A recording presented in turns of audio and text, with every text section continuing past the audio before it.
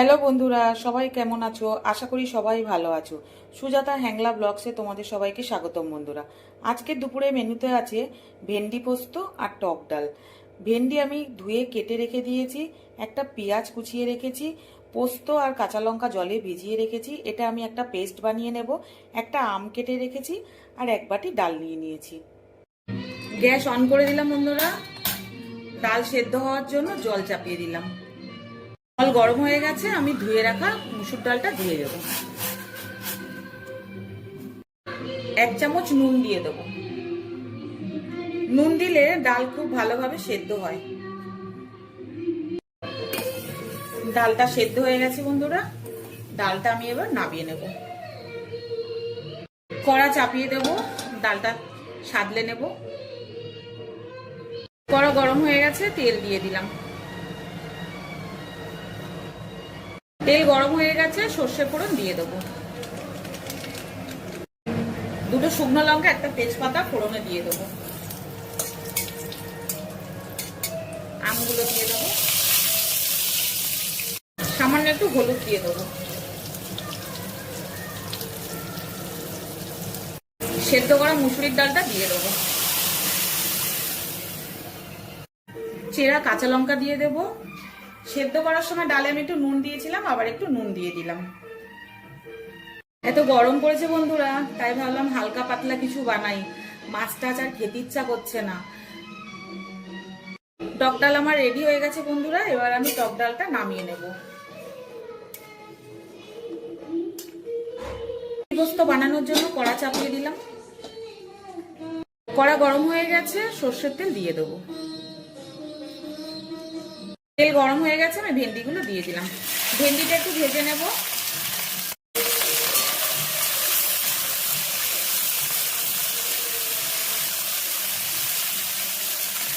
সামান্য একটু নুন দিয়ে দেবো,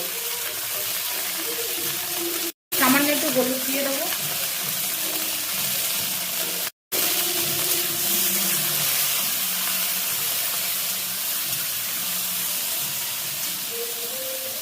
ভেন্ডিটা ভাজা হয়ে গেছে, আমি তুলে নেব।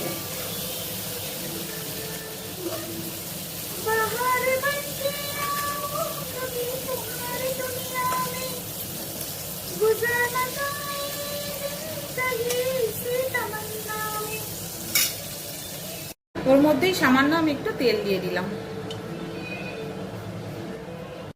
একটা শুকনো লঙ্কা কালো জিরে ফোড়নে দিয়ে দিলাম। একটা কোচানো পেঁয়াজ দিয়ে দিলাম।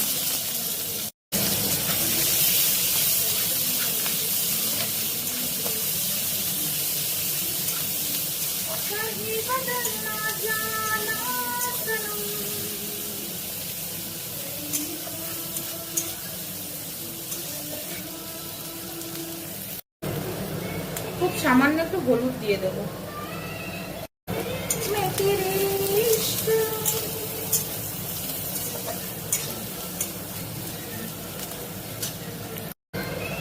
পেস্ট করা কাঁচা লঙ্কা পোস্তটা দিয়ে দিলাম। একটু জল দিয়ে দিলাম।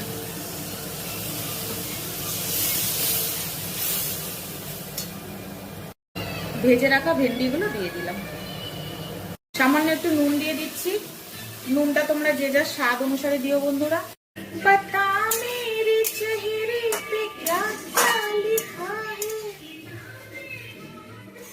ভেন্ডি পোস্ত আমার রেডি হয়ে গেছে বন্ধুরা, আমি এবার গ্যাসটা অফ করে দিচ্ছি।